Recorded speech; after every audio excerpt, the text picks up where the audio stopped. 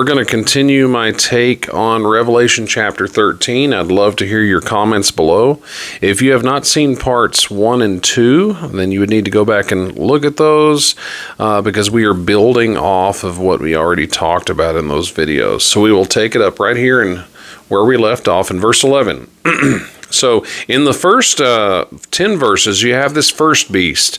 And I want to remind you that it is synonymous with the little horn of Revelation chapter 7. You can look at verse 9 and then Gabriel's explanation of the vision in verses 20 through 25, and then compare it with Revelation chapter 13, 1 through 10. You can clearly see that that is the little horn power and that it has a resurrection. It comes back. Remember, the little horn is the Antichrist. Antichrist actually does not mean against Christ. It means in place of Christ. Anti in the Greek means in place of. So the little horn, the Antichrist, puts himself in the place of Christ. Revelation 13, you've got the little horn. He has a deadly wound, and then he makes a comeback. So he copies Christ. He resurrects just like Christ did and continues his ministry.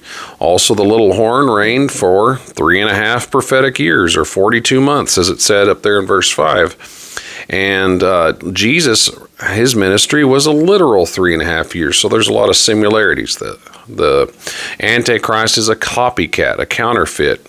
He copies Christ. So let's take up verse 11. Check this out. And it says, "And I beheld another beast coming up out of the earth, and he had 2 horns like a lamb, and he spake as a dragon." So as the other beast is going down, you see this new beast coming up. Now this beast is coming up out of the earth. The first beast in Revelation 13 came up out of the sea. The sea is a symbol of people, nations, tongues, crowded areas.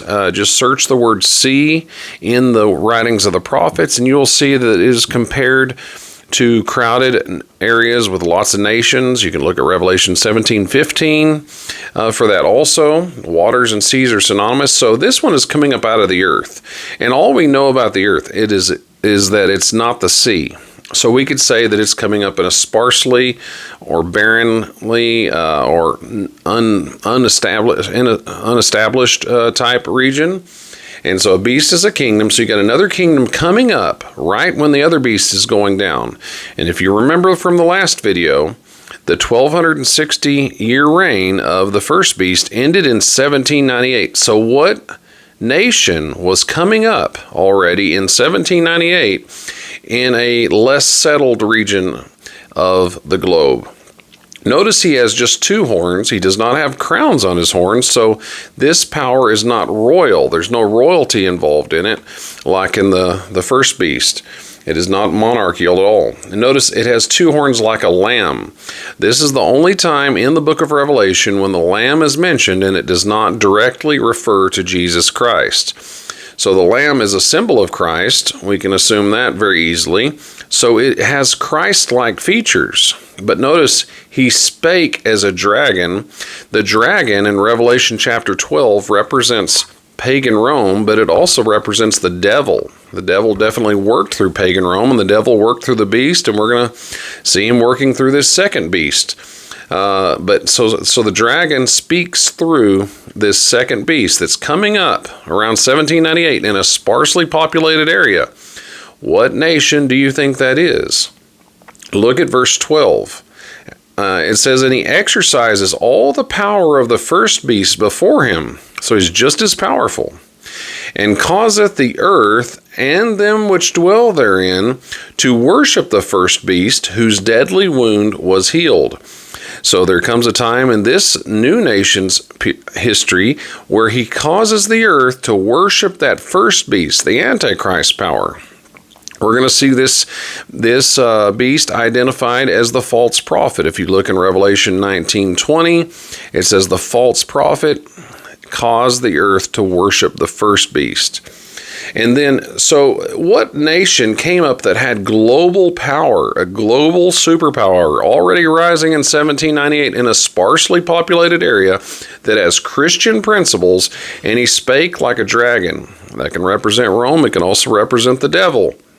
So maybe it had a Roman-based government. or elements of it. And he causes the earth to worship this first beast whose deadly wound is healed. That's a future experience. Notice verse 13. He also does great wonders, so that he makes fire come down from heaven on the earth in the sight of men. So this power is going to start working miracles, and he's going to work miracles for a purpose. This passage harkens back to the experience of Elijah and the prophets of Baal. Remember, they're trying to call fire down from heaven. God didn't allow the Baal prophets to call fire down from heaven. Maybe they couldn't. We don't know. But Elijah could. So here we see a power that is obviously not working for God right here. And he's doing miracles. And and they're coming down the side of heaven and the side of men. And notice what he does with these miracles. He deceives them that dwell on the earth by the means of those miracles. So this is definitely not a power that is working for Christ. Satan is the deceiver. So Satan has got a hold of this nation at some point in its history or future history.